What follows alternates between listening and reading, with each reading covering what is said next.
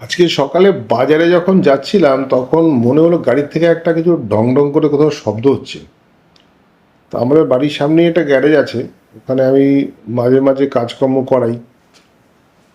ওইখানে গিয়ে একবার দেখলাম ওই রমেশ বলে একটি ছেলে আছে, সে আছে কি না। তো দেখলাম রমেশ নেই, তো ওর অ্যাসিস্ট্যান্ট কালীপদ আছে।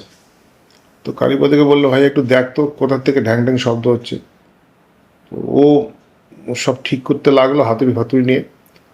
তো আমি দাঁড়িয়ে কী করবো এদিক ওদিক দেখছিলাম, হঠাৎ দেখে একটা একটা গাড়ি রাখা ছিল, পুরোনো গাড়ি, অনেকদিন আগে ওদের রিপেয়ারের জন্য এসছে। তো ধুলো আছে পড়ে, উপরে দেখি একটা বক বসে আছে। মানে সাধারণত আমি অত পাখিটাকে চিনি না, তা আমি ভাবলাম ওটা বকই হবে। তো বসে আছে ওখানে, বেশ নড়ছে না। তো আমার কাছে কোনো ক্যামেরা ছিল না, এই সেলফোনটাই ছিল।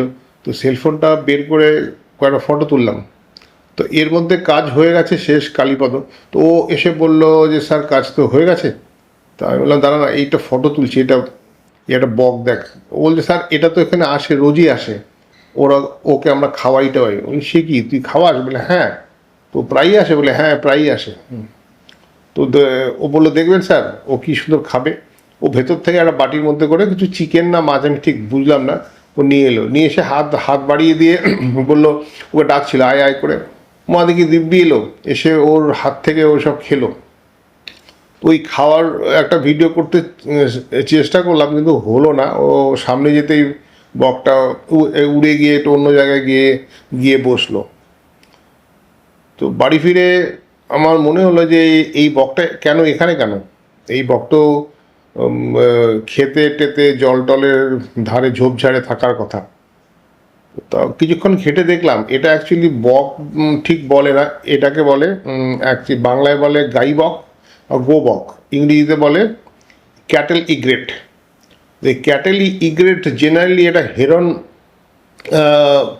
প্রজাতির একটা ছোট সাদা পাখি।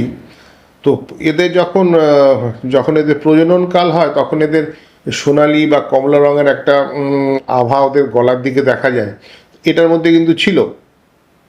তার মানে এটা ওই প্রজনন সময়ের মধ্যে এসছে। তো এটা মেল না ফিমেল আমি জানি না, আমার অত পাখির জ্ঞান নেই। তো যা ঘেটে দেখলাম সেটা হচ্ছে যে এরা জেনারেলি সাউথ ইস্ট এশিয়াতেই থাকে এবং জল জল নদী নালা ঝোপঝাড়ে থাকে। তবে মেইনলি এরা হচ্ছে এই গরু মহিষের সঙ্গে থাকে, সেই জন্যই এদের নাম হচ্ছে ক্যাটেল ইগ্রেট। এরা অ্যাকচুয়ালি গরু এবং মহিষের এইসব এই গৃহপালিত প্রাণীগুলোর ওপরে বসে থাকে। আপনারা তো দেখেছেন কোনো কোনো সময় গরুর শিংয়ের ওপর বা কি মহিষের শিংয়ের উপর বসে খুঁটে খুঁটে খায়, এইগুলোই খায়।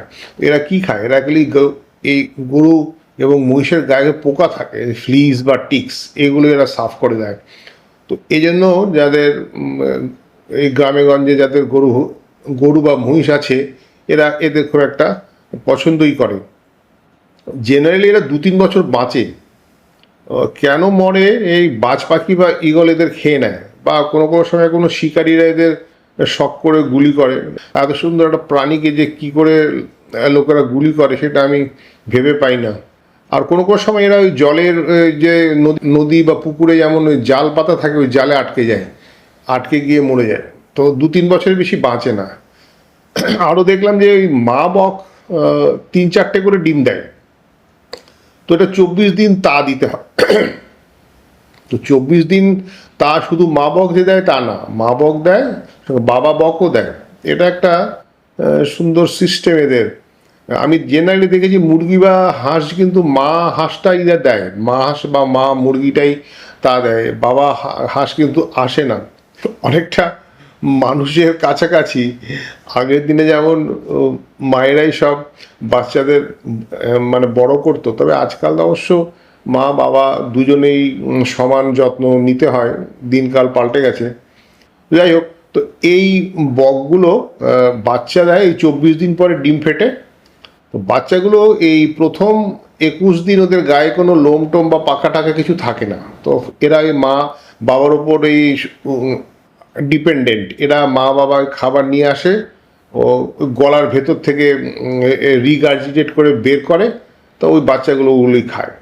6 সপ্তাহ বাদে এদের মোটামুটি পাখা গজিয়ে ঠিকঠাক মতো ওড়ার মতো উপযুক্ত হয়ে যায়। তারপরে এরা সমস্ত উড়ে যায়। তো এই আর কি। তো এইটুকু আমি জানতাম না। আমি জানি না কজন জানেন বা বা হয়তো অনেকে হয়তো জানেন, কিন্তু আমি যেহেতু জানি না, তা আমি এটা জানলাম বলে আমি ভাবলাম আমার যারা দর্শকরা আছেন ওদের মধ্যে কেউ যদি আমার মতো এই পাখির ব্যাপারে অনভিজ্ঞ থাকেন তাহলে ওদের একটু জ্ঞান বাড়বে। আর এছাড়া আজকে ছুটির দিন, রবিবার, বিশেষ কিছু কাজ নেই বাড়ির কাজ ছাড়া। তো আজকে আর কোনো টপিক ছিল না বলার কথা, তো এটাই বললাম। ধন্যবাদ।